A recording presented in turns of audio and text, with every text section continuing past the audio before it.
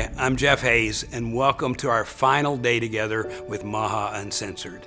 I just want to say how grateful I am that you've chosen to spend your time with me these past few days. Today we're going to learn about a new unifying theory of disease and a new type of IV therapy that completely cleans the blood in your veins. We'll also talk with Dr. Mark Hyman about his own health struggles and the simple question that radically changed the course of his life. Finally, we're going to see the origin of America's metabolic collapse and the truth behind a hidden plague affecting 93% of Americans. Our first chapter today is called The Chronic Crisis: Lyme, Ozone, and a New Theory of Disease. I hope you enjoy.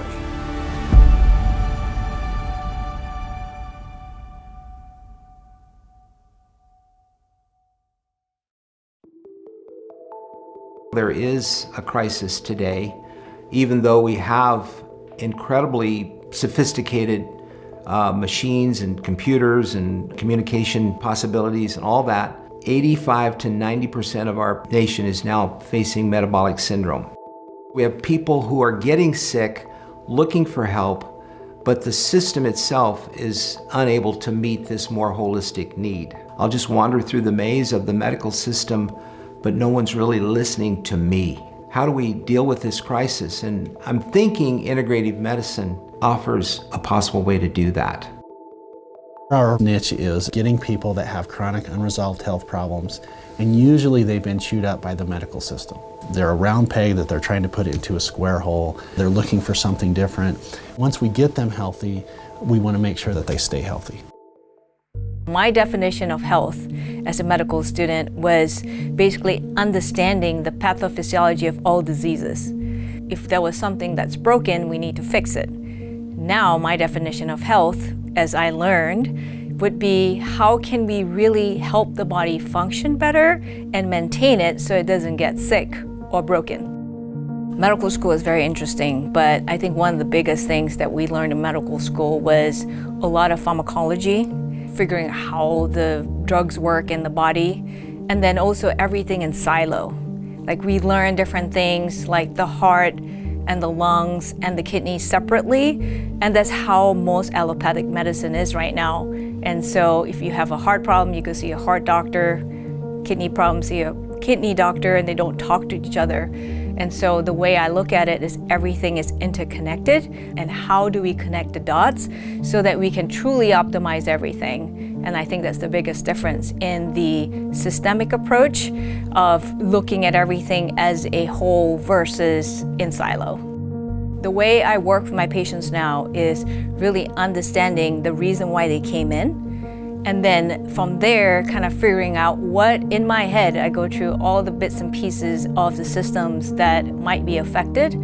I think the first thing is a mindset change, because if their mindset doesn't allow for that expansion of what they need to do from a foundational standpoint, they just want something to fix a problem. And so that conversation initially with the patient is really important, just kind of see where they are, and then really solving the problem for them, but really having them think of a different approach in order to get there. The culture of medicine is that I have one problem and I want to find a solution for that problem. The first most important thing is knowing that they have the ability to change that and not having someone fix it for them. So the things that they need to understand, I have full control of the situation and I need to change myself. I need to make some changes myself versus looking for something external to fix that. I had excellent training at Kansas University, but the part that I felt was missing was a kind of the personal contact, because growing up working at my dad's gas station, early on he said, I want you to learn how to meet the customer, kind of meet and greet and be part of almost like an experience. When I got into medicine, I thought patients should be treated at least the same, if not more so, because this is their illness. I'm the doctor, but I'm there to work for them. They're not there for me. I'm the chief medical officer here at the Reardon Clinic. Basically, I work with patients that Dr. Reardon, who founded the clinic, referred to as co-learners. Quite a few people from all over the country come to the Reardon Clinic. And what they're looking for, we believe, is someone to help them find out why they can't get well, because many patients get stuck in a chronic illness loop and they've been to multiple practitioners and they're still not well. So Dr. Reardon's impulse was to build a place where we would use laboratory testing as a way to understand not just nutrient deficiencies, but possible toxicities and other factors that typically are not measured by conventional medicine. Dr. Reardon was really a pioneer in the use of high doses of not only IV vitamin C, but several of the B vitamins like niacin for schizophrenia, B6 for chronic depression and anxiety. I asked him one time, why did you want to create this center? And he says, I just wanted someplace where I could think for myself and take care of patients without necessarily being guarded by various standards of care. He wanted to provide a more personalized care than what could be achieved in the conventional structure. Having grown up in a family with fairly standard allopathic type providers as my parents and most all of their friends, I really wasn't that aware of or involved with integrative therapies, integrative medicine, other than a general awareness. What really made the turn was when my older children were very little, they started to get sick a lot, and we were kind of in a cycle of more antibiotics, more sickness, more antibiotics. And my mother actually had said, you should go see this integrative provider that I know. I think he could help the children. So we took the children to this doctor, and I was extremely impressed with his breadth of knowledge and his ability to help my children actually become healthy and focus on staying healthy. That really turned in my mind a new idea on to say, that's the kind of doctor I want to be. I was still thinking of just going kind of the standard route, et cetera. And this impressed me so much because it's a real life, real time example in your own children. So what I actually did was I went to a naturopathic medical school, and because of my connections to the allopathic medical world, I had sort of a dual training. And so the medical school I went to at the time was called National College of Naturopathic Medicine, and that was a really wonderful education in just about all things integrative, naturopathic, et cetera. And then for my clinical training, I split between their clinical training and then a more just standard primary care allopathic training. And my goal being that when I got out and got into practice, I wanted to have a family medicine practice and be able to offer both to people. I'm a cardiologist and an attorney and an internist. Regular cardiologist until about 30 years ago when I met Dr. Hal Huggins, probably the first biological dentist that we know of on the planet. And it wasn't until I met Dr. Huggins in Colorado Springs, Colorado, that I finally began to learn medicine. So it took a dentist to teach me medicine. But one of the things I saw early on is all of Dr. Huggins' patients, while they're in the dental chair, would receive a large infusion, usually 50 grams of vitamin C before, during, and after the procedure. And at least on this one occasion, I saw this sickly little old lady with neurological problems out of the wheelchair go from seemingly lifeless to being energetic by the end of hours of tortuous dental work, wanting to go out and eat somewhere in Colorado Springs that night with her caregiver. I said, Hal, what's going on? Dr. Huggins. And he pointed at the IV. And he said, there's 50 grams of vitamin C in there. And I don't know, there's certain things in times in your life, I think for most people, certainly for me, where your life literally changes direction in the blink of an eye. And that's what happened at that point in time. I said, this is phenomenal, this is amazing, and I'm going to dedicate the rest of my life, or at least until I figure it out, if it's irrelevant or not, of what's going on with vitamin C. In a nutshell, and I'm sure a lot of people, a lot of docs will think this is an oversimplification, but I assure you it is not. 2 sentences. The first sentence is, all diseases are increased oxidation of biomolecules. That's it. All diseases. Number 2 is, all oxidized biomolecules are oxidized by toxins. So with those two pieces of information, medicine can be extremely complicated, and sometimes it can be elegantly simple. So this is one of those elegantly simple moments where you can see what causes everything. Ultimately, when you can decrease or eliminate new toxin exposure on a daily basis, along with optimizing the antioxidant content in your body, you've got health. And until you do that, you don't have health. The story of vitamin C is a pretty interesting one. Back in the 1930s, Dr. Albert St. George discovered vitamin C and was awarded the Nobel Prize in physiology or medicine. 5 or 6 years later, a true genius by the name of Dr. Frederick Klenner in North Carolina decided that not only was vitamin C good for you, that if you gave large doses of it, it would knock out infections and neutralize toxins. Everyone knows what vitamin C is. And most people have probably taken vitamin C capsules, and they certainly have leaned forward for orange juice because it's high in vitamin C. They know it's a good thing. But they don't know that at a high dose, intravenous vitamin C will actually stop the growth of cancer cells. Linus Pauling, who was a famous 2-time Nobel Prize winner, saw that there was something more to vitamin C if it was used in higher doses. And yet it's still vitamin C. It's non-toxic. There's no chemo brain. There's no horrible side effects. All the things that cancer patients have to go through.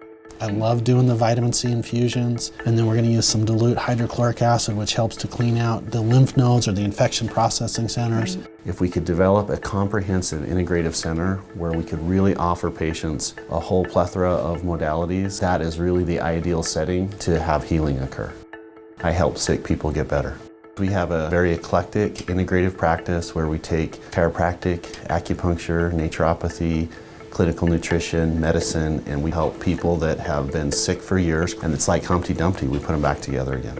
I'm really fascinated by what therapies are helping people. I heard about this treatment making this enormous impact on people's energy levels. What I think happens with people when they get sick is they start to lose their energy. And when you lose your energy, you basically start borrowing things from your organs and tissues to try and run your essential body processes. There's a lot of change now in the medical field where we have like concierge practice and things like that. As a doctor, I feel that before I was trained as a surgeon, and all I knew was, okay, let's do surgery. That was my tool. And now as I evolve over time, I feel like I'm everything. I'm a podiatrist, I'm a psychiatrist, I'm a surgeon, I'm an internal medicine doctor. And so like over my evolution, I feel like a doctor should be someone that's all of the above. You could be a friend, you could be a trusted advisor, you can be a psychiatrist, because sometimes we have to use those tactics. So for me, the number one thing that I do is creating that trust relationship with the patient is number one, and that requires frank, honest, open conversations and giving them the space to share things with me. Like, hey, I'm here to help you. I have their best interest in mind, listening to them. We've had patients who have worked with me for years and years, but I didn't get there by one conversation. It just requires time. And the more I get to know them, the more I get to trust them, then I'll do whatever you say now, because now I've created a relationship with you. There are things I suspect is true, and there's things I know is true. And what I know is true is that if we had complete honesty in medicine, shall we say, and didn't have our lives and our practices being threatened, conservatively, the proper use of vitamin C, along with other nutrients, but especially vitamin C, used properly, would completely eliminate the need for 70% of pharmaceuticals at least. The whole purpose of the immune system is to optimize vitamin C levels inside your cell, nothing else. Now, when you have a stress event, your adrenal glands release cortisol, which is chemically hydrocortisone. And we lost the gene, but we should be meeting that stress response with a new production of vitamin C at the same time the cortisol hits the bloodstream. Why? We have the data to show that cortisol works to push vitamin C inside the cell. So cortisol, hydrocortisone, they're not primary anti-inflammatory agents, as they lead you to believe. They're agents that push the primary anti-inflammatory agent, also known as vitamin C, inside your cell. I had a lot of tremendous success with just very high doses of vitamin C in different conditions, 50, 75, 100 grams. But when you're able to combine this with a stout dose of hydrocortisone, wow, the clinical results are nothing short of phenomenal. Intravenous assures delivery directly into the blood. And we have the data to show that really the only time you fail with vitamin C is when you haven't taken it long enough. One of the many reasons why it probably helps so much is that it doesn't harm normal cells. It provides normal cells with the base of what they need to do their oxidation reduction and kind of feed the cell and keep it from harm. But when we do high-dose intravenous vitamin C, that can actually have a negative effect on the cancer cells. I'll often tell a patient, so if you look at what I just said about high-dose vitamin C that we might put in you, and it's going to treat normal cells, cancer cells differently. If I give you a chemotherapy agent, say a standard chemotherapy agent, it's going to interact with the normal cells and the cancer cells negatively in both instances. So our goal, if you have to have that done, is keep it beating up the cancer cell, but let's make your normal cells heal the best we can. We have seen some incredible transformation with just high-dose vitamin C. In fact, there was one person that came in with a very large cyst on their lungs and did high-dose vitamin C for 3 weeks in a row and was able to reduce the cyst by 30%. You know, there are a lot of amazing books on high-dose vitamin C. I always tell people, read them, because the information that you can get just based on high-dose vitamin C is absolutely incredible. It's something that I think is also overlooked, but also the medical community doesn't really want you to have high-dose vitamin C because it's way cheaper than chemo or some of the other toxins that they want you to take because they're making money on it. I think we need a bill that allows patients to have the right to use whatever their medical plan is, private insurance, Medicare, Medicaid, to pay for the medical care that they choose. Right now you have patients, and this has happened several times with me, I say, well, over the next couple of months you need this many IV infusions, maybe it'll come to $5,000. Well, doctor, I can't pay that. I'll have to go use my regular insurance and get what they recommend, which not only is chemotherapy, but it's a couple $100,000 worth of chemotherapy. In medicine, we have two main textbooks of medicine, the Cecil textbook of medicine and the Harrison textbook of medicine. Oh, together they're about 5,000 pages. And do you know how many times vitamin C gets mentioned in those two textbooks? 0. In the literature, PubMed, if you go to vitamin C in any disease process, you have over 80,000 different articles clearly documenting everything I'm talking about. When I talk to conventional oncologists and say, why don't you also include that we could do these other therapies? The first thing that they'll say is, well, the chemotherapy I have informed consent for because it's dangerous, number one, but also it's very well proven in the literature. I don't have any literature or any scientific consensus to say giving IV vitamin C is good to do right now. There may actually be studies, et cetera, that are positive, but scientific consensus has not jumped over to the side of standard oncology to say you really have to include integrative therapies in part of your informed consent. So in their mind, their job stops when they've consented the patient for whatever treatments they're doing. My approach is just, let's just restore everything. It doesn't require a drug. It's just really, how can we get your body to the way it was? And it's very simple. It's more of like, can we get more, blood flow to the area? How can we stimulate your own stem cells to work better? Like things that your body already wants to do, and how can we maximize that? Ozone therapy is actually a biological stimulator or modulator. So the great thing about ozone, very simply, it is the glue that really allows for the body to function very well. The number one thing that ozone does is that it increases oxygen utilization by the body.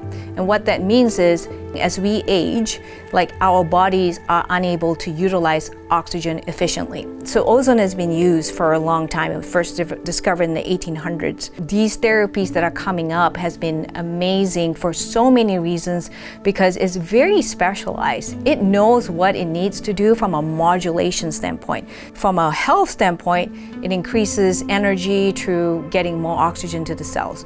It helps with immune modulation. So immune modulation means that there's sometimes you want your immune system to rev up and sometimes you want your immune system to rev down. But you know, if it's too revved up, you get autoimmune problems, right? So it's too hyper. How do you modulate the immune system that sometimes you want it on and off? When you're having a virus, you want it up because you want to fight a virus or a cold. And so the great thing about ozone, which I love, is that it is very smart. It'll know what to do, and there's certain things in the world that does that. So the biggest thing in terms of health would be people worried about is cancer and illnesses from that standpoint. So it can actually upregulate like natural killer cells, and it can do that in a way so that it's not overpowering. The bottom line is ozone is the key and the link to so many things in the body. And the way to think about it is that the core thing it does increases oxygen utilization. Your body can function better in the presence of oxygen. Then there's another type of therapy called EBOO, which stands for extracorporeal ozonation and oxidation. What that means is outside the body.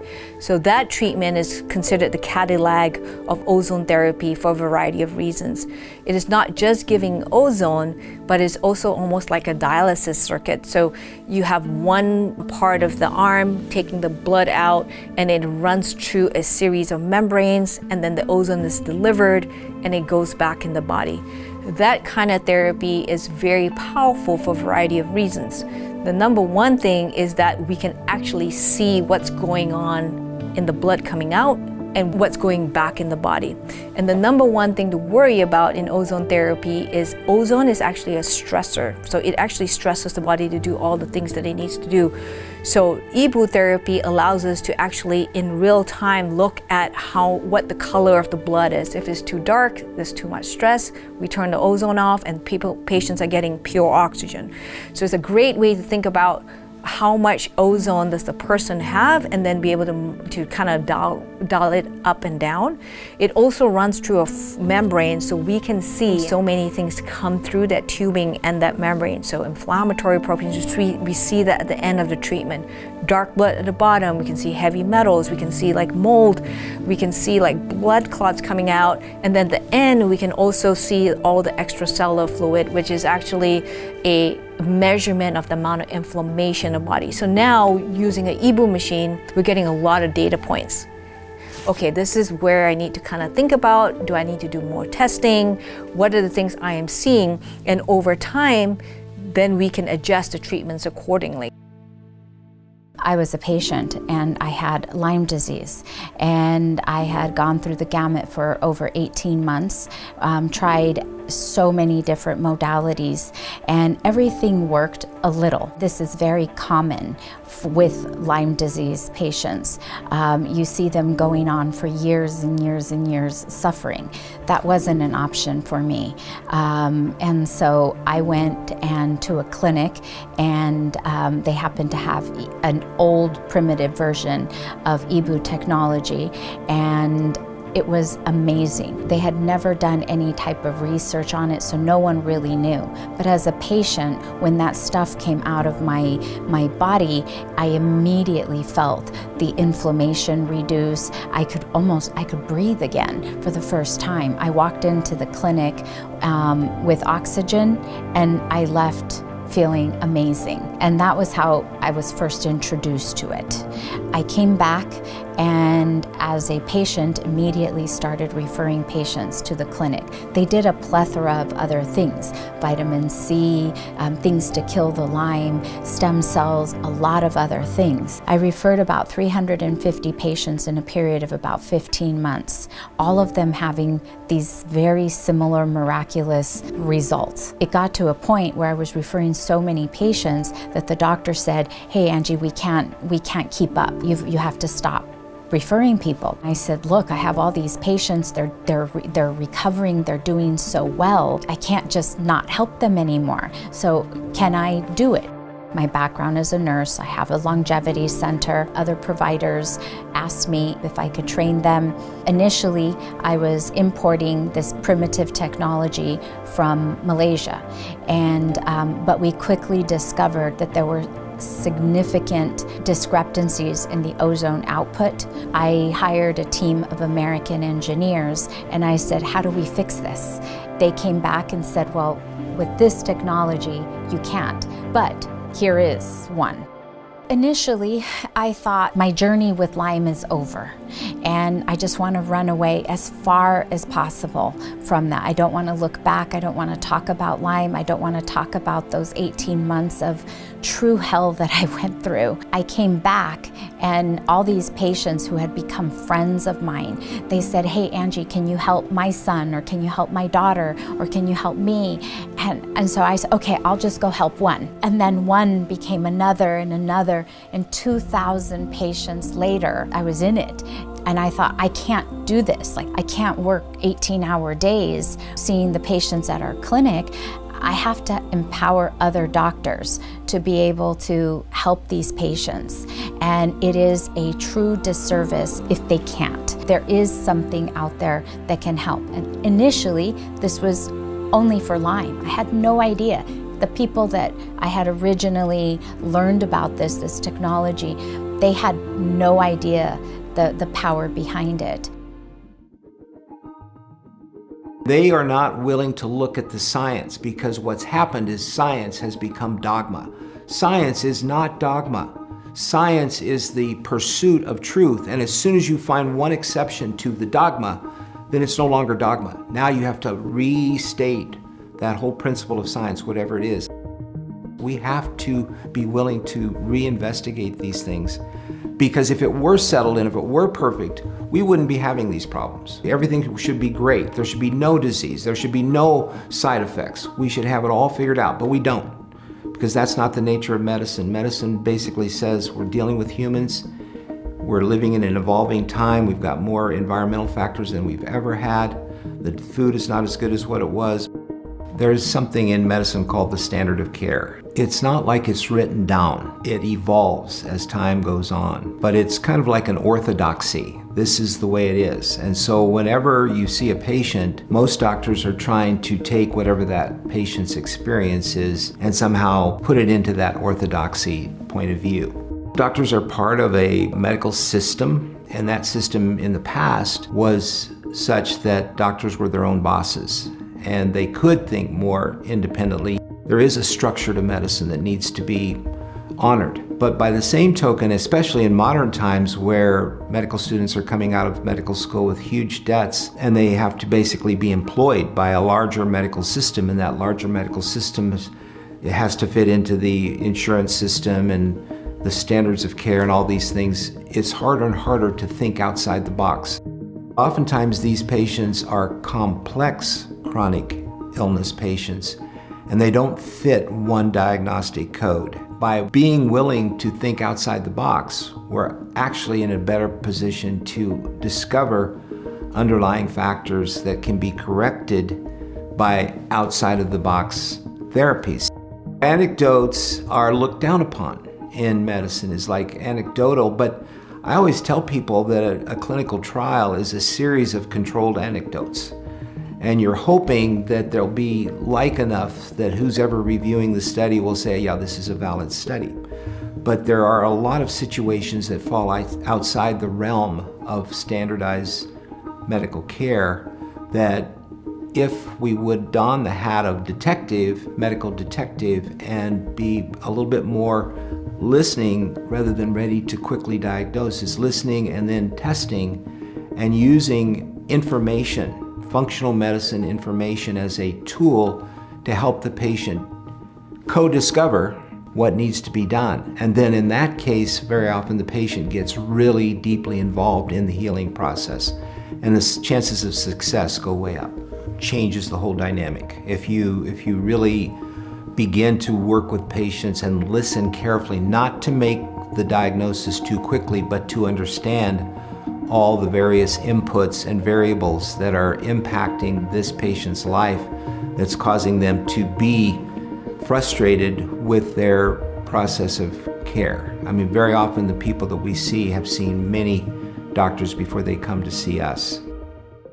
Healthcare professionals need to change their mindset of not just educating, but giving permission to patients to know that they have control of their health. Most of the way we think about chronic illness, whether it's heart problems, stroke, etc., is a result of things not working right. And we look at, okay, if you have a heart problem, it's your cholesterol.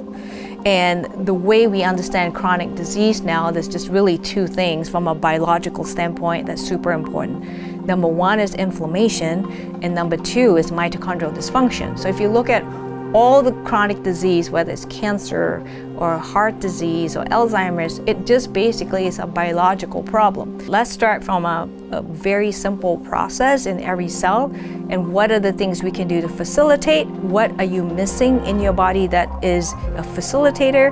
How can we add more of that? And what are the things that are sabotages that we can remove? One of the things to keep in mind is we've been fairly well trained in the United States that medicine is in the purview of the healthcare system, but that's for them to worry about and do to you when you're sick. And in reality, you need to know what's wrong with you, or at least what should be right with you. You need to know when you can access that system, but it's just a piece of a bigger puzzle. One of the things that I hope moving forward, if we can evolve as a country medically, is that these walls between, well, all of the science says we're going to do this treatment. There's no science that we trust that says anything else, so we're just going to tell you about this one thing. I would like us to evolve to at least a place to say, here's this one treatment for this particular problem, and you should look into these other areas because this treatment only deals with one part of your problem. And could we be open and honest enough to say there's other practitioners who are good at helping you in these areas? We don't need to have a dividing wall between all of that. A big area that we can make America healthy again is in getting people connected back to the idea that medicine is not something you wait till there's a problem or you have done to you. We don't have to wait until we're sick to do things to help our body. That includes then being informed and aware of what's available to keep me healthy when I'm not sick. So that's a really great place to start. We need to have freedom of speech. We have less freedom of speech in medicine than you have in politics. If you say the wrong thing, you lose your license, you lose your practice, you lose everything. And obviously, we shouldn't have a situation like that, especially since the incredible garbage that's happened during the pandemic in terms of faith in medicine and faith in doctors. And if you just take the shackles off of them, they will promote the good medicine to knock out the bad medicine. I was healthy. I did every biohacking thing imaginable. I got bit by a bug. Okay, I did nothing wrong. I got bit by a bug, and the bug almost took my life. And I thought to myself, what would happen if my granddaughter, what if she got bit by a bug? What if she got bit? And what happens if she didn't know where to go or what to do? I can't say I was Mother Teresa and I did it for all the other people. I did it for my granddaughter, for my own family, for my own generations that come. Because what if I wasn't there to help them? Any one person can make a difference. Health, in its finest essence, should be just health. And we can define it in terms of vitality. We can define it in terms of immune function. We can define it in a number of different ways. And these definitions can be agreed upon.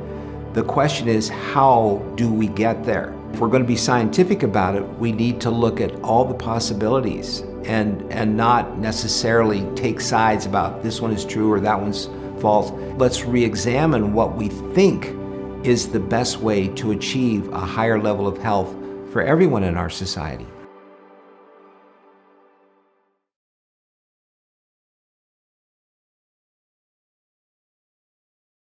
Today, the federal government issued new guidelines for diet and nutrition. The traditional food pyramid is being turned on its head.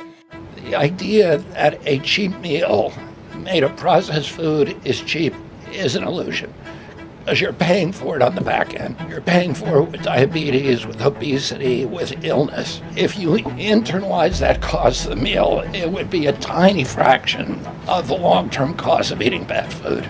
There is awareness, there's an awakening. There are people now understanding that we are sick, we have low energy, and the very systems that we entrusted for this are starting to fail us.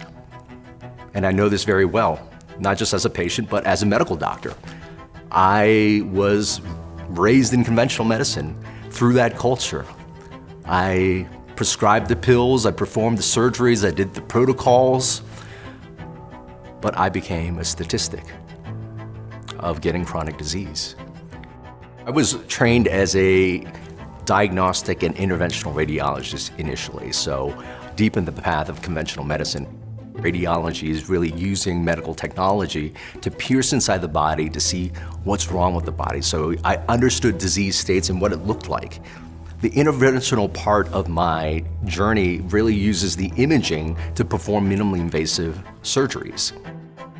When I was in it for about 5 to 7 years, I found myself looking in the mirror, overweight, diabetic, had high blood pressure, on several prescription medications. And really at that point, I started to ask why. And initially, I felt burdened that I have sickness in my body. How does a medical doctor actually have disease? But that allowed me to question how I was living my life.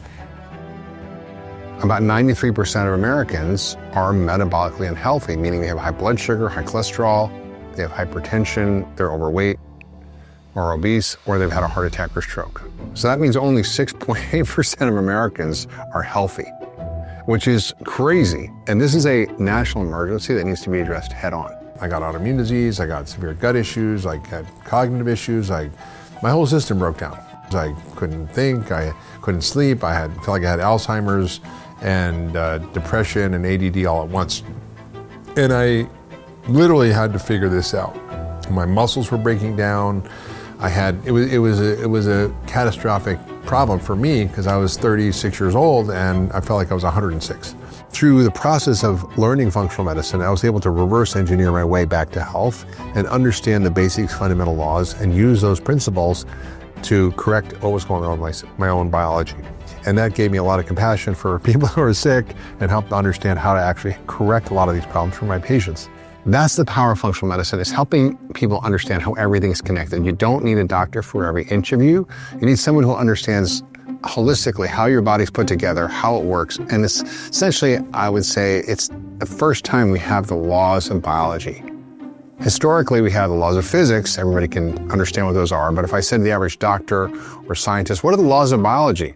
There's not a lot of understanding of how the body works as a system. Since I began practicing medicine, we've seen a historic change in the health of Americans. I mean, it's staggering. There was not a single state that had an obesity rate over 20% when I was graduating from medical school. Now there's not a single state under 30, and most are over 40. Why am I here at all? Why am I even sitting in this chair, listening to a doctor give me a diagnosis and a prognosis and a list of drugs and risk reductions and blah, blah, blah, blah, blah. How did I get here? I am diabetic. How many times have you heard that?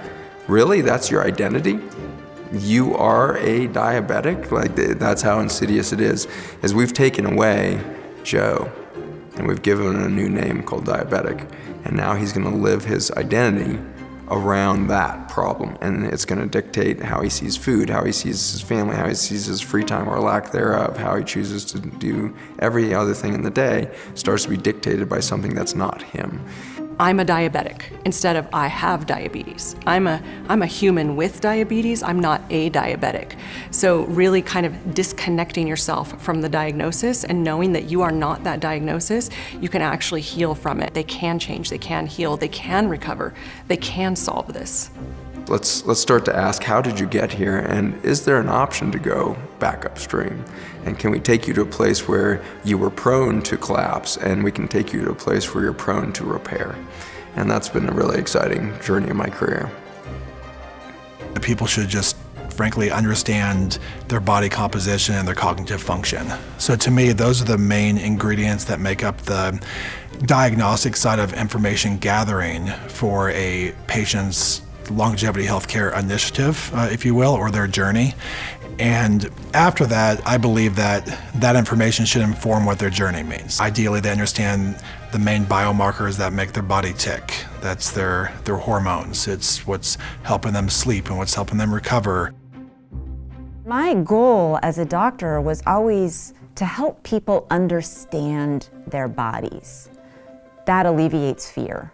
If they understand, is this headache a brain tumor, or is it just, my boss is getting to me, my muscles are tightening, and maybe it's triggering a migraine. Put yourself in the patient's shoes. What are they afraid of? What are they thinking? What are they not telling you that's really important, that they're afraid to tell you? People would come in and they would have high blood pressure, right? The nurse would tell them their blood pressure, so they knew their blood pressure was high. They would apologize for having high blood pressure. And I'd be like, no, it's not your fault. It's a condition. And then they'd be like, yeah, well, I haven't been taking my medications every day, doc. And I'd be like, oh, okay, well, why not? Are they making you feel bad? And they were like, no, they didn't make me feel any better. And I was programmed with a response to that. And this was what really bothered me.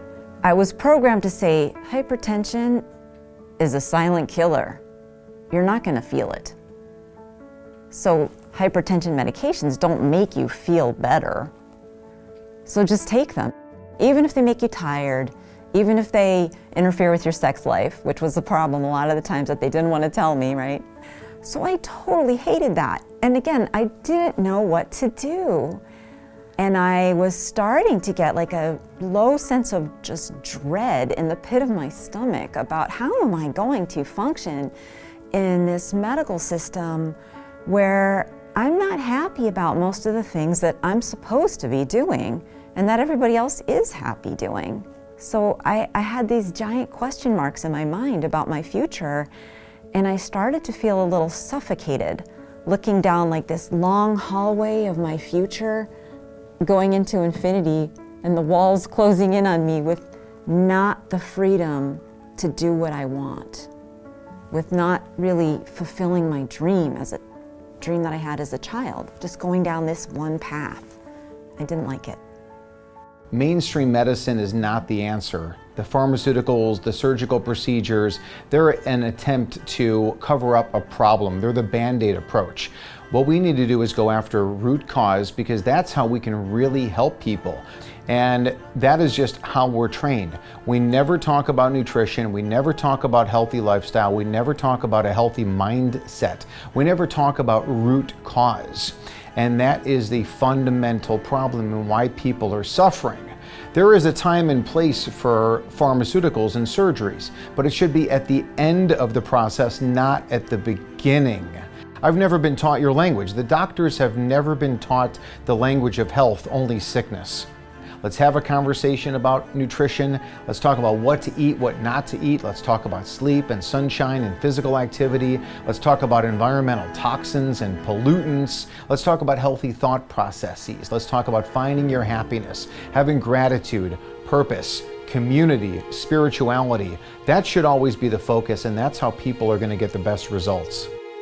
Many patients get stuck in a chronic illness loop, and they've been to multiple practitioners and they're still not getting to the fundamental cause or causation factors that are sustaining their illness.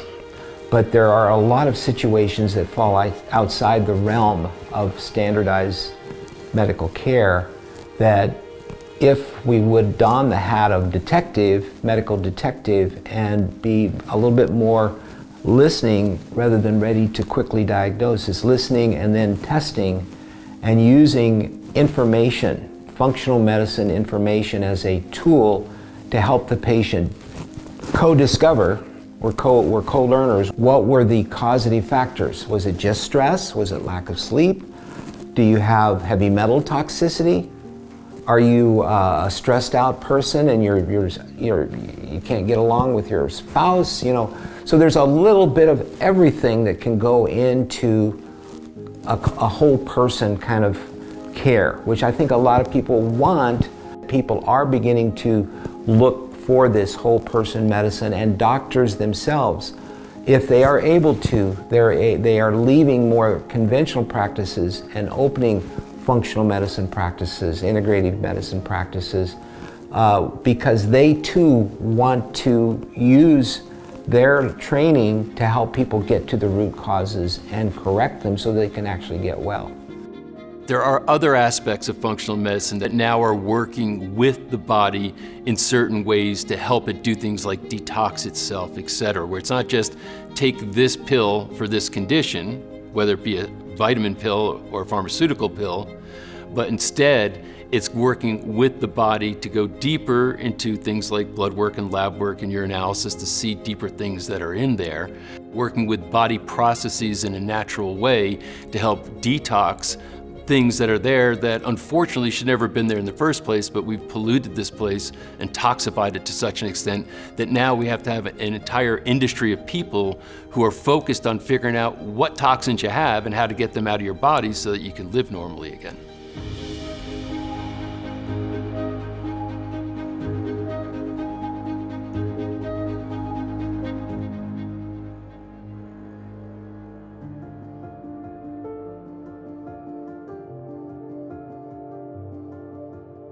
Okay, so this is out of the blue, hit you like a freight train. 100%. So the obvious question is, any identifiable trigger? Like, is there anything, have you traveled anywhere, any different foods, any different environments, around any sick people?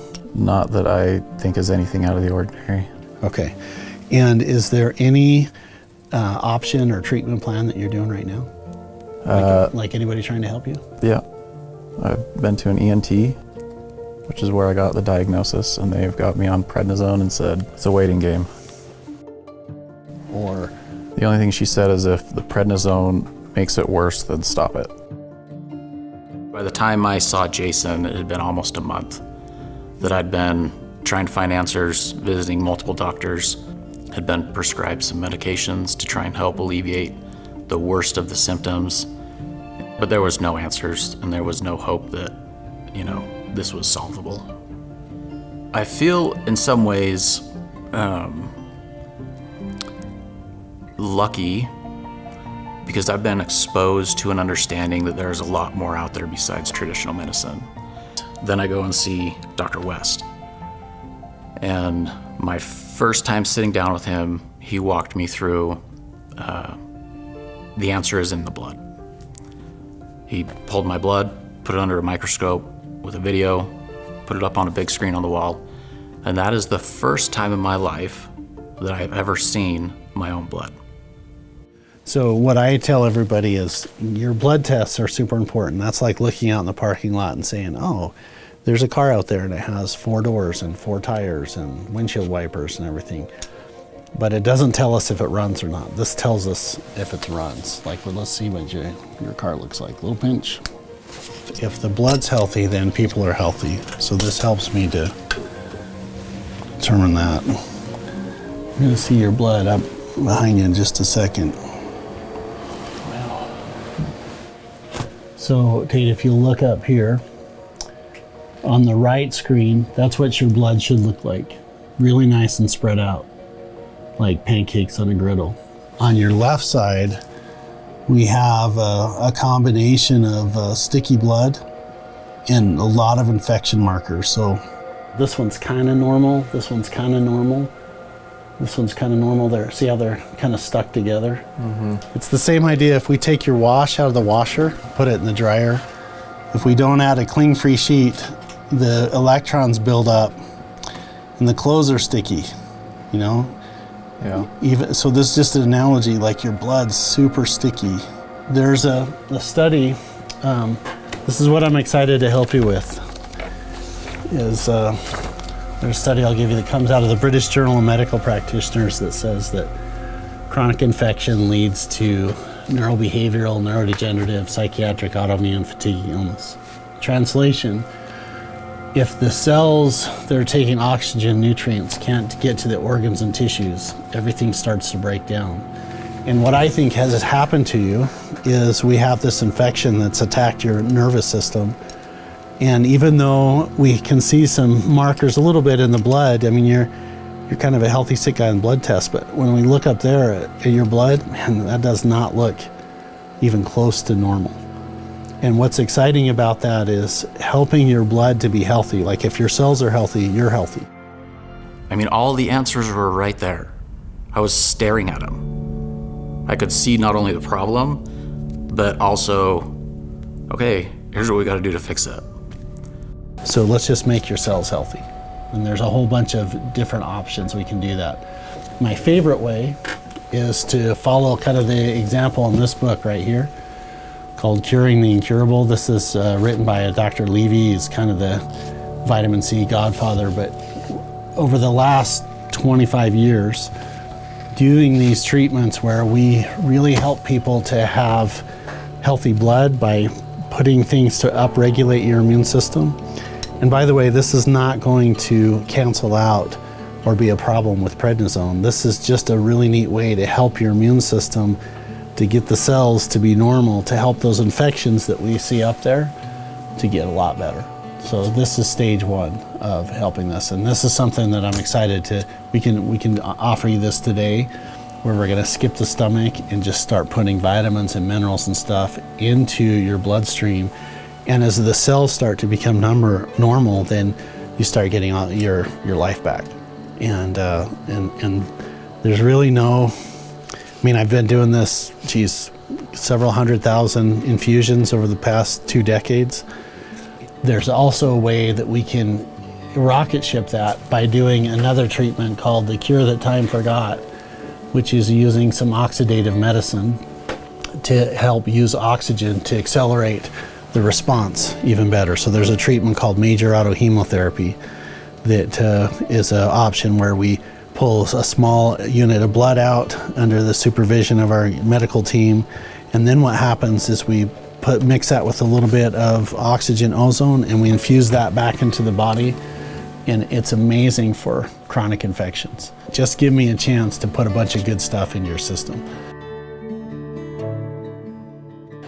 The other part of this is how we can really help your nerves. So you don't have to read the books. I just like to show them to people, to show them this is a really neat way to reboot your nervous system by using a treatment called neural therapy. So we take a special type of B vitamin in a little tiny Botox syringe, and we do these little tiny injections around in the skin. So the brain, the nerves, and the skin all come from the same developmental layer, and what happens is it's literally like rebooting the system. One of the neat things that we can do is something called protomorphogen therapy and peptide therapies. Protomorphogen therapy is an advanced nutritional therapy where we literally take building blocks or blueprints from nutrients in animal organs, that if we take an extract of nerve tissue, it helps to give your body a blueprint to have healthy nerve tissue. And then peptides are signaling molecules that allow things to get inside of the cells. I am all about the long-term fixing the root, but when you're in situations like this, obviously top of mind is how do I get my life back, you know? I mean, I'm gonna try my very best. Like, I would love for you to call me tomorrow and say, I'm 50% better. Sometimes that happens, but a more realistic thing, we're probably a couple weeks. Sounds great. He also did nasal adjustment with a balloon inside the sinus cavity, and chiropractic adjustment, neck and spine, and then IV injections with high dose vitamins, ultraviolet, ozone, B12. It's actually been quite a series of different intravenous nutritional therapies. And just being able to walk into the building and navigate around and just to have the energy and stamina to be able to get through whatever it was that he was going to do, because I had no idea. I just knew that this was an avenue for hope. You know, so it wasn't quite bottom of the barrel in terms of how I felt, but it was really close. And compare that to today, and I mean, if somebody saw me on the street today, they'd think there's just another guy going about his day. And that was not me 6 weeks ago at all. I didn't leave the house, I didn't drive, I couldn't drive physically.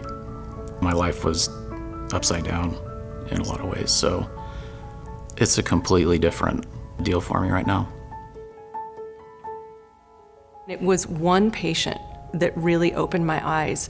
So she had come into the clinic and she said, "Laura, I don't want to take that medication that you want to prescribe for my osteoporosis." And so I said, "Well, I really think you should reconsider. I think you should consider taking the medication. I'll write you a prescription." And she left my office, and I didn't see her again for about 18 months, 2 years. She came back and she had a repeat bone density test, and her bone density had improved. And I asked her, "What did you do? Did you take the medication?" And she said, "No, I didn't take your medication." I said, "Well, what did you do?" She said, "Well, I worked on my gut health." And I said, "What the heck are you talking about, gut health?" She said, "Yeah, my gut microbiome. I worked on restoring that, and I worked on nutrition, and I worked on..." I said, "What do you mean? We can't restore your bone density with gut and nutrition. It's not enough."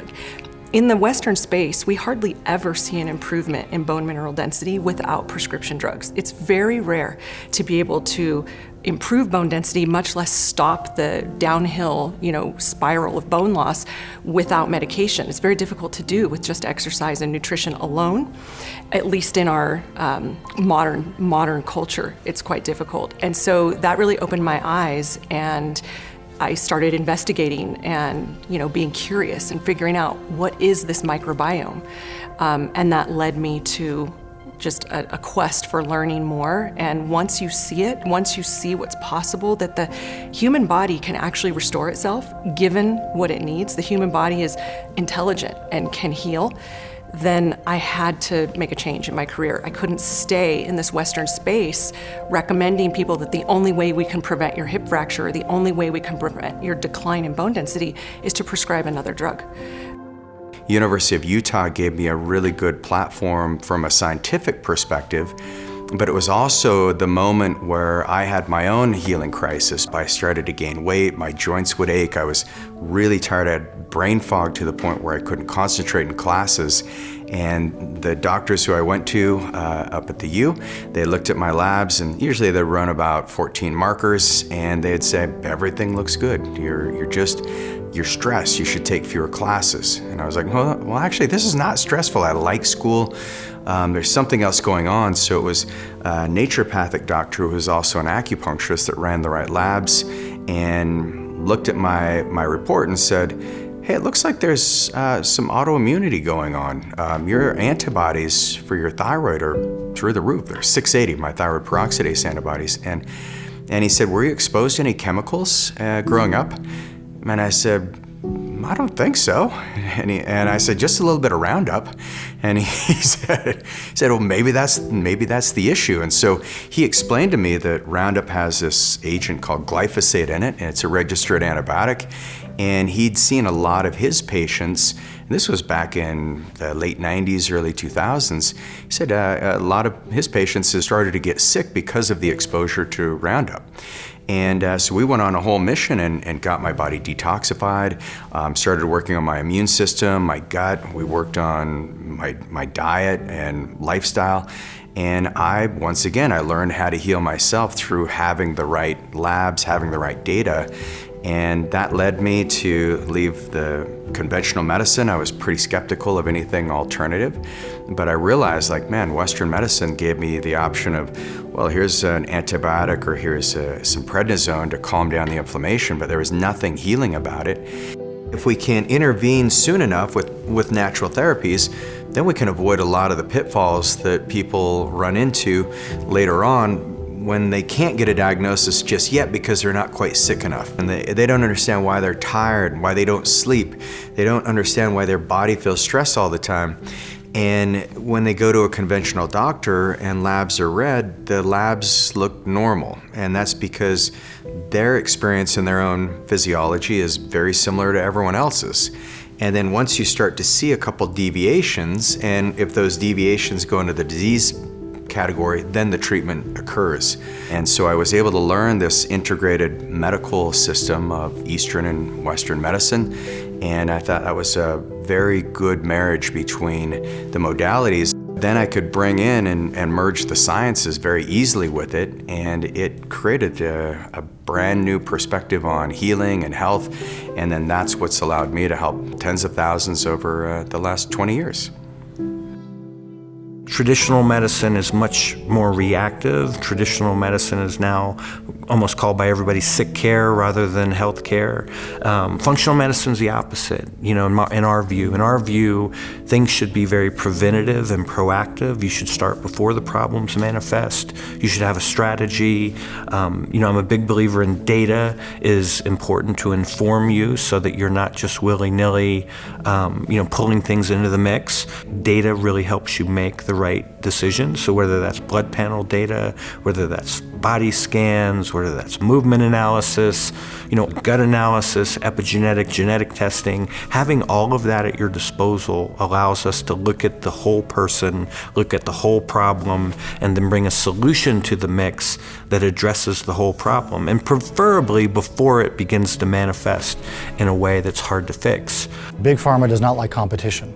Big Pharma is not happy with the fact that one, we're creating competition for them, but two, that we're preventing disease states that their medicines could treat.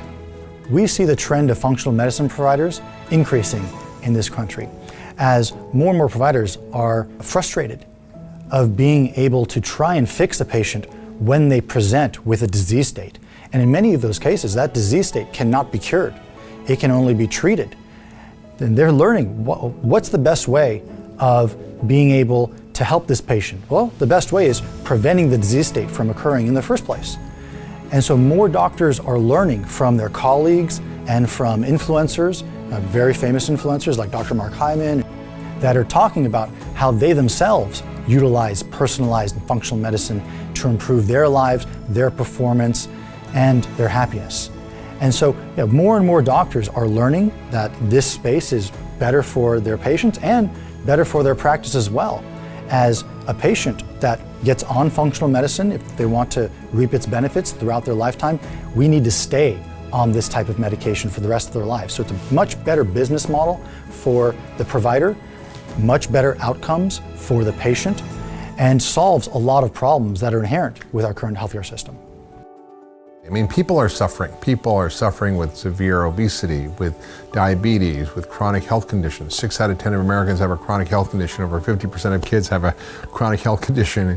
I mean, 20% of kids are on medication for mental health issues. I mean, we have a crisis in this country. We have enormous amounts of suffering, and nobody wakes up in the morning and goes, I want to be overweight. I want to be diabetic. I want to be depressed. They don't know that what they're putting in their mouth is making them sick. We've seen 200 to 300% increases across the board of almost every chronic disease, from diabetes to autoimmune diseases to mental health challenges to ADD. We've seen much higher rates of autism, cancer, heart disease, you name it. We're 48th in life expectancy. I think Albania is higher than us, and yet we spend more than twice any other nation on healthcare. I mean, this is a travesty. This ideology is persisting in medicine because, in part, we've adopted a methodology and we are assuming that it's working. And so there has been a halt in medicine for progression. In fact, the American Thyroid Association, like America's leading thyroid organization, hasn't updated its guidelines at all since 2014. It's over a decade ago. The guidelines are failing millions and millions of people, literally every day. And I haven't run across many things in medicine that people feel as defensive over, as resistant to as thyroid. For whatever reason, you know, endocrinologists, clinicians, they do not want to evolve it at all. We've oversimplified it. So it's very easy to practice 8-minute medicine in this model and it to stay exactly how it is. And it's coming just at the cost of the patient, right? The clinicians are happy. They get to see patients in 4 to 8 minutes, send them on their way. They don't have to run complex labs. They don't have literally any medication options except one class is what the standard of care is. So they'll shuffle people around between generic, different brand names. It's all the same medication with these little nuanced differences, but those nuanced differences aren't actually helping people. And so it's easy for clinicians, it's easy for physicians, and we've moved on. We're looking at other things. We're not actually going back and asking the important questions. My daughter, Tess Isaacson, at 8 years old, she had grand mal seizure. Scariest thing I ever saw, hands down. And she was seizing for maybe, we don't even know how long it was, but I would say like 10 minutes or something like that. Uncontrollable. Emergency team comes, put her on a gurney, and we go off to the hospital. And of course, she just incredibly freaked out when all of a sudden she's awakened and she's strapped in this gurney, going off to the emergency room. We did all these things that everyone would have to do, CAT scans, and all kinds of brain testing and all those kinds of things. She gets diagnosed and we go the traditional route because we didn't know what else to do at that point. And the pediatric neurologists say after doing all kinds of workups over 6 weeks, okay, she's got epilepsy, she's diagnosed with epilepsy. And they said, look, there's nothing we can do except put her on meds. And they said, this type of seizure activity, there's not a guaranteed outcome, but there's a chance when she's in her early 20s, when she's fully developed, maybe the seizures will go away. I mean, that was kind of her diagnosis. So we put her on meds, and she even still had seizures. So at that point, once we sort of understood what was going on, that's when I reached out to this team all over the US that I had, through being in my business at Village Green Apothecary. And then it was through that process for 3 years. And this again gets back to, I think, what any parent would do if their kid's in crisis. They would go on Google, they would reach out to anybody and everyone, and assuming something was safe to do, they would try it. So we, internally, with our teams and other people helping us, we ran testing on her. We looked at all kinds of different foods and did food sensitivity testing on her. We looked at all kinds of biochemistry testing on her to look at digestion and to look at vitamins and minerals. My daughter was consistently on medications over 3 years. Her seizure activity was she could go 3 weeks without a seizure. And then in 1 week, she would have 3 or 4 seizures, usually only at nighttime, only when she was going to bed. Other outside people just continued to look at the research. And we finally got our breakthrough when the combination of the science on biochemistry and specifically some genes were better understood. So we could then look at things, and we ultimately discovered that my daughter's genes were compromised, she had problems with detoxification. Okay, great. You can help that whole situation because you can immediately do lifestyle things. We did do some testing, and we had some very smart clinical nutritionists, MDs, that actually figured out the specific highest risk areas for my daughter. And in my daughter's case, was all about, number 1 on her list was sulfur. And sulfur is naturally embedded in a whole bunch of superfoods, and that became toxic. That became a poison to my daughter. Once you understand if someone's got compromised detoxification pathways, which I will say this, the vast majority of people have some sort of compromised pathways. So when we understood the combination of the food and or foods that were really problematic and creating inflammation in her body, we gave her nutritional support. And we would love it as parents to say, oh, you can't do gluten and you can't do dairy, but we try to be realistic and figure out what really are the big needle movers for somebody and focus on those and see if you can control things without being overly restrictive. Her life changed instantly. Instantly! She went from having seizures every single month to not having seizures at all. You've got to do your own research. Your doctor is doing the best they can. They went to medical school, they learned what they learned, and now they have 5 minutes with you. Why do they have 5 minutes with you? Because insurance is dictating treatment. Why is your insurance dictating treatment? They're not your doctor, they're not your best advocate, they're not the advocate of you. We have got to be our own health advocates. We've got to learn this information, and we have to stop letting 5-minute doctor appointments and insurance dictate our treatment. We have to ask the questions. We have to understand why. We've got to question deeper and get out of the blame game, because the blame's already, it's happened. We're here now. And if you want to live a healthy life, if you want to age well, if you want to have sustained fat loss, if you want to have that energy, that focus, all of those things back, you've got to ask the hard questions and not just take these quick answers as your answer. You've got to say, something's off. I'm not supposed to feel this way. I am not going to accept that it's just my age, or it's just my genetics, or it's just this lab marker. Because all of that can be there, but what you decide about that, how you change your reality around that, is up to you to be that detective and dig deeper. We got to start exploring being a health detective. How is our gut playing a role? How's our thyroid? Why is that not functioning optimally? What's going on there? What's contributing environmentally to that? What about our hormones? Why are our hormones declining so fast? How is everything working? All the way down to your DNA. What's your DNA? Let's look at that picture. That's a roadmap for our bodies. But what we tend to do is we look at a symptom and we say, this is the symptom. And instead of saying what caused it, what's the chain effect from here, we say, how do I stop the symptom? That's where Big Pharma comes in and says, here's a pill. This is how we stop the symptom. What we tend to then ignore is all the other problems we're creating because of that. So instead of becoming your own health detective and finding the root cause and changing the lifestyle thing, what happens is we are in a quick fix society and we say, this is a symptom, what's my pill? I had a very successful business career, but didn't take as good a care of myself over the years, and had some family genetics involved where our family, the males, primarily had died from heart disease and other related cardiovascular problems at really in even their late 50s into their early 60s. 17 years ago, I was struck with an emergency appendectomy. That led me to a hospital visit. I have strong feelings about the state of our system. And I don't blame the individuals. There are a lot of the finest people I know are trained medical professionals.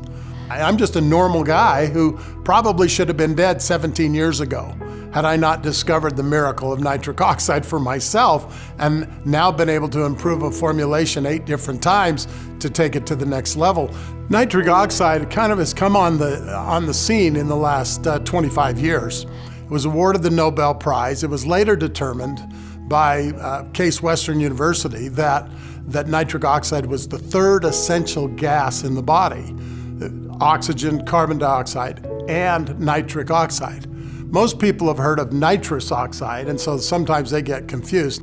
Nitric oxide is produced by the lining of the artery in its finest, most infinitesimal state, and it travels along the arterial wall when it's stimulated by blood flow, and then also through things like amino acids, arginine, citrulline, that also stimulates nitric oxide to be created by the body as the body's great regulator, anti-inflammatory, and Science magazine referred to it as the miracle molecule. So it's really important. But it normally is created through through breathing. It's created through certain types of fruits and vegetables. But amino acids, arginine and citrulline in particular, are the greatest stimuli for the body to be able to create more nitric oxide, which has a great anti-inflammatory effect on all of the microcapillaries and all of the blood viscosity, the thickness, or the thinness, the good viscosity, kind of like a synthetic oil running through your veins as opposed to one that might be full of sludge. Generally, you find the osteopaths, the chiropractors, the massage therapists, the people who are working with the natural means of the body, the acupuncturists, they've been more open-minded. The others, depending on their situation, they're dependent upon the system. And it's not any major fault of their own. There's an awakening going on. But the challenge is Many of the professionals have been taught a certain way for all of these years, but I highly recommend people do your own research and just follow the science, because in many ways I believe the medicine has been flawed and has lost its way.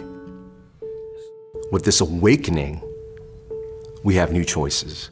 When we have new choices, we can start to take new actions. With new actions, we can reclaim our power and we can reclaim our health. When we can understand that, the power is back in your hands. What doctors do learn in medical school, much of it is exactly backwards. Much of it is wrong. And so it can't possibly help people heal. And so I had to understand the story of that belief system in order to change my way of thinking. So then it's a battle of the doctors. I don't want to put my patient in that position. Who do you trust, right? It's a terrible place for a patient to be. I've got two doctors who are saying polar opposite things. How do I know what to do, right? Well, for me, I have the advantage of books and being able to work with people longer, and a lot of times I tell them my core philosophy is I align with nature. I think more and more doctors are really waking up to this reality that they've been duped. They've been duped by the medical training. They've been duped by the pharmaceutical companies that control the medical education. And they are understanding they went into medicine to help people, and they realize they're not helping people, that just giving people a prescription drug is not helping. They are looking for real solutions, and I think that we are on the absolute tidal wave of change. The opportunity here is for us to unify the country around better health for our kids, better health for us, and oftentimes, very similar to how we're approaching this, there's different perspectives on what health means. And I think that's a beautiful thing. I believe that it should no longer be polarizing, but we should be open to understanding that there are lots of best practices that can lead towards the same results, even though that journey might be different. The way we make America healthy again is we start being our own health advocate. We start demanding with our dollar what we're buying. We, the best we can, start asking questions. We're entering an era of hearing individuals, hearing our concerns, our symptoms, of being taken seriously, being looked at as a human, not a number. And that's what I hope for the future of Maha, but also the future of medicine. I really didn't think that this would ever turn around in my lifetime. And the most exciting thing that I've ever seen is that we actually have a chance as a culture, as a society, as a country, to actually change this around and have transparency. Transparency is the biggest gift, I think, that we can give people so that they can make their own choice. This is this crisis moment. And we are on the precipice, and I think people understand that. And whether you're a Republican or a Democrat or independent or Green Party, whatever you are, it doesn't matter. This issue affects every single human being in America. You either are sick or you know someone who's sick, okay? In your family or a close friend or somebody. For the first time, these issues are captivating America. I think people are realizing that they can't rely on the medical system or the food system to take care of them, that they're being taken advantage of, and that they want to be more autonomous, have more agency, have the ability to actually not be chronically ill. I want people to be empowered to be the CEO of their own health and to understand that they can't abdicate their health to the food industry, to the government, to doctors, that they have to be empowered. And the government should be the protectors of the population. They're not. I think the Make America Healthy Again movement is a catalytic concept for Americans to begin to understand the crisis we're in and the solutions that exist, and to act for themselves, to act in their communities, and to act on the political scene to actually drive the changes needed. Education is great, but knowledge is not power. The use of knowledge is power. Don't you want to become healthy, happy, more productive?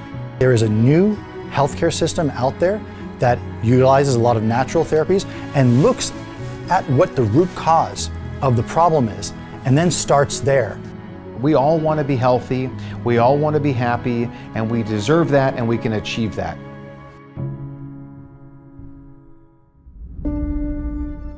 Jeff Hayes here one last time.